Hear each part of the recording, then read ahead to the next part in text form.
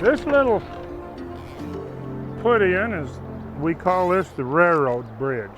And essentially the railroad bridge is this is BLM, Bureau of Land Management property here. And the river down here on the lower Henry's Fork is really neat. It's very different from any of the rest of the river.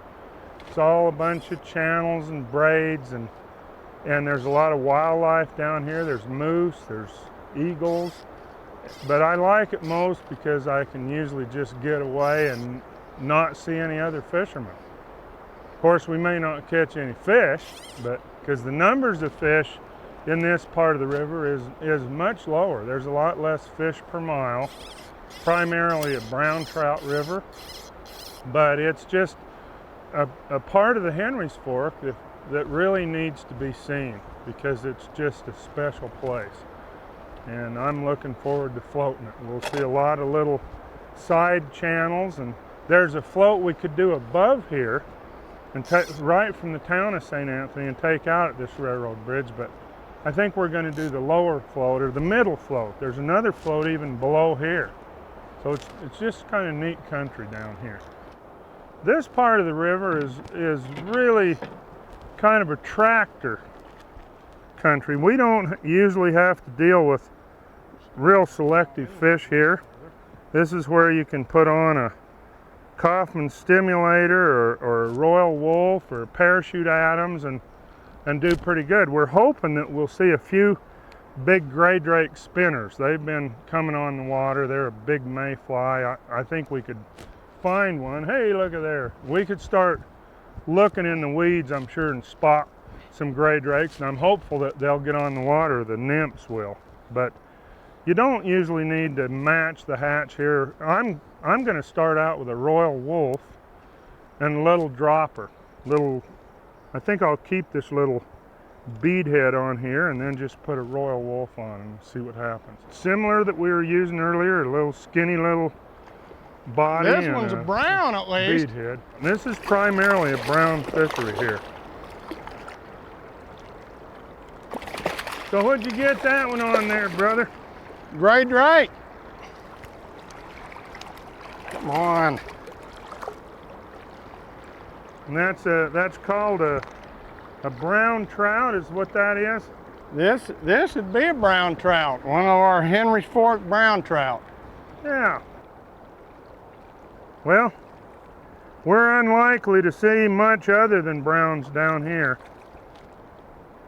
You have very limited access to just get in here and wade. Of course, you can go, if you access from here, which is a legal parking area, then all that is public land along the river. And so you can walk as far down there as you want, but there aren't really any trails. It's pretty rough. But you can get down there a long ways. It's a nice area, but you can't drive in many other places. A brown trout. Rainbow. Rainbow trout, okay. Little rainbow. Actually, quite a few brown drakes or gray drakes are floating down through that. Good. Well, let's get after them.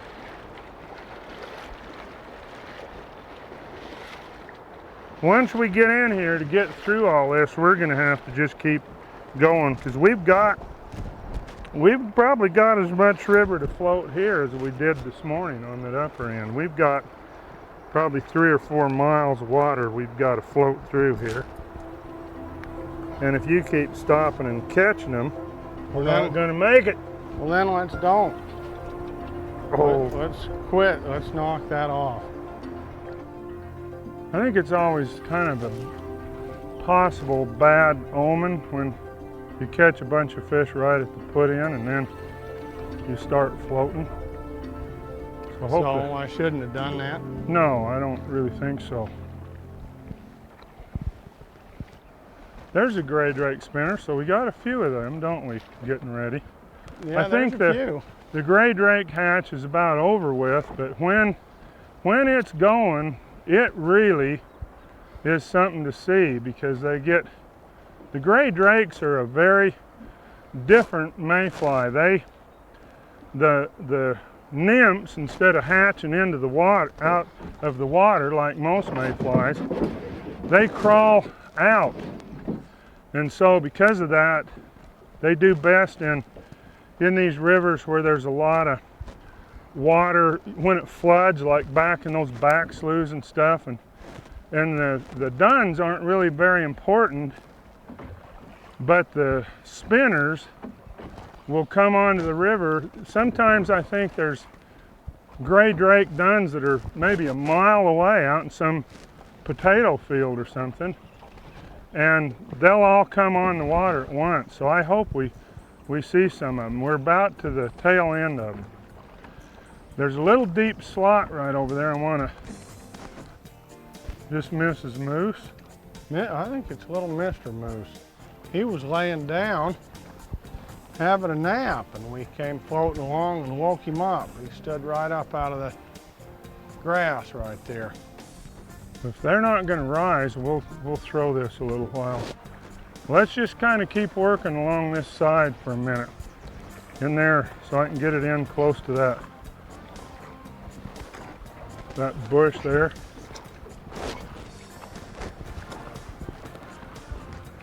Pretty fast. What? There he is. Usually when I'm... That thing's a pig. Yeah, let's get me over at the bank so I can have some fun with this guy.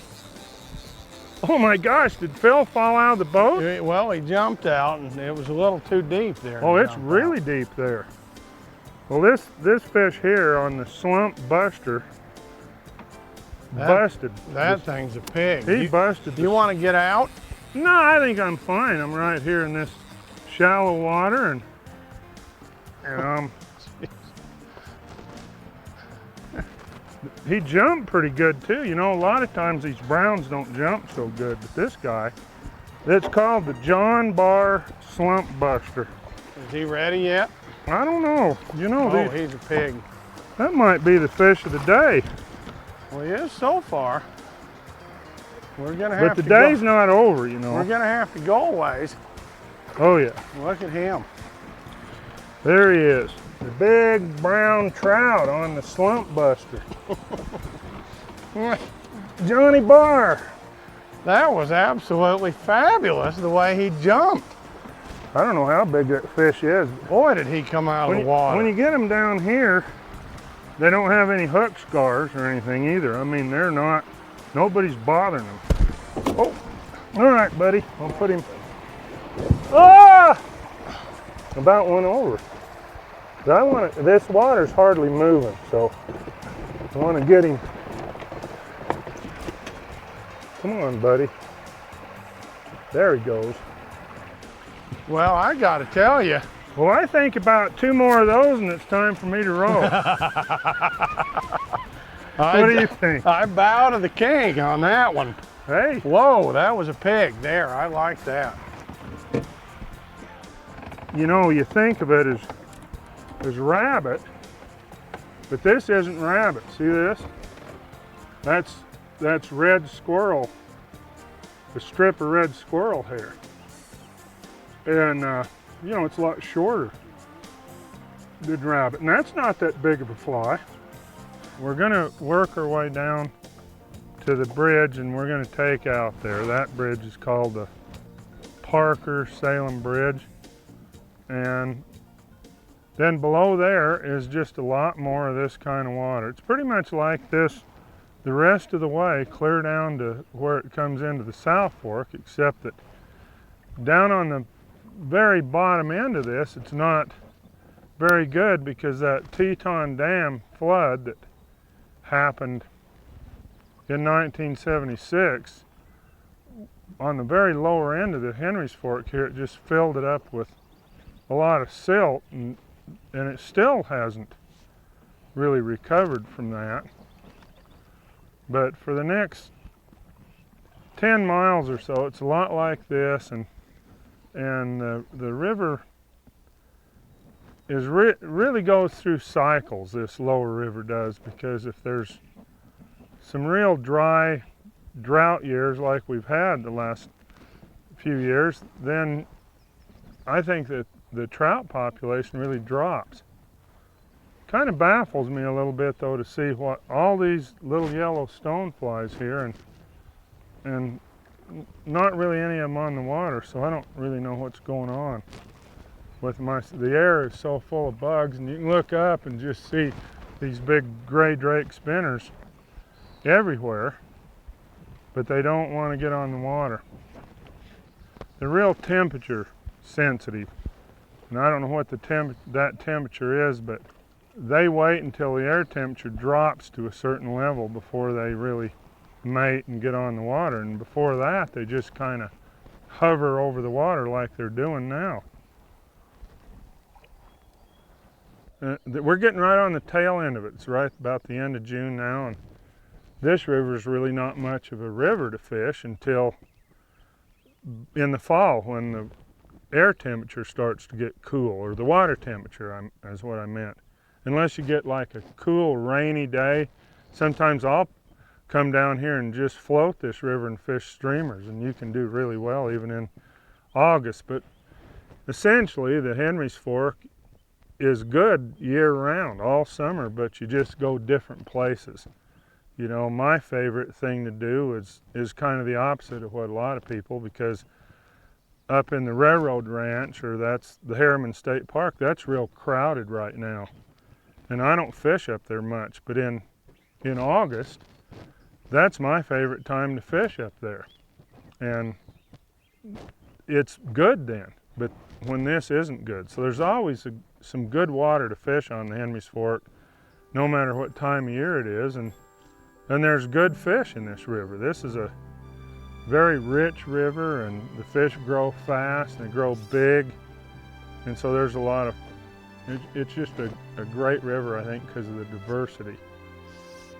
Over here, Rick, there are fish rising in this bubble line straight across right over along those bubbles. So if you will pardon me, I'm going to slide us over there just a little ways to get you a little closer. The reason I like that better than this option is because over there we got some current, and we can get a drift, and there you go. Nice fish. That's when the guide earns his tip money.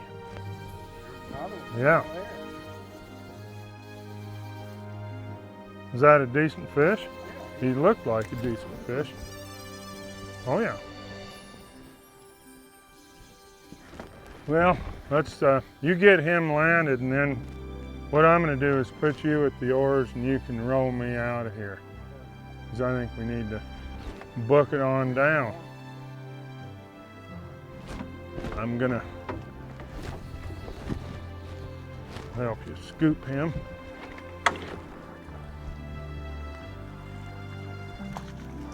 That's a rainbow, and that guy has some girth to him. Look at him. Little tuna. Yep. Well, we'll move our way down.